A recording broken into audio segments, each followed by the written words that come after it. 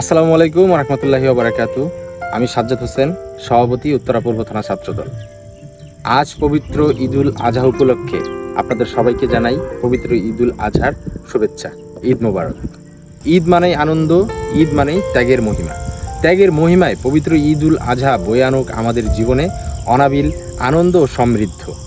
পবিত্র ঈদুল আজহায় আমরা পশু কুরবানি দিয়ে থাকি। পশু কুরবানি আমাদেরকে শেখায় ত্যাগ, একে অপরের পাশে দাঁড়াতে শেখায়।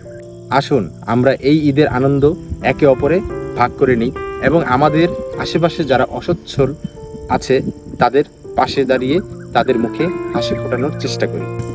আরেকটি বিষয়, পবিত্র ঈদুল আজহায় আমরা পশু কুরবানি দিয়ে থাকি। এই আনন্দের দিনে অত্যন্ত গুরুত্বপূর্ণ বিষয়ে আমাদের সকলেরই সচেতন হওয়া উচিত।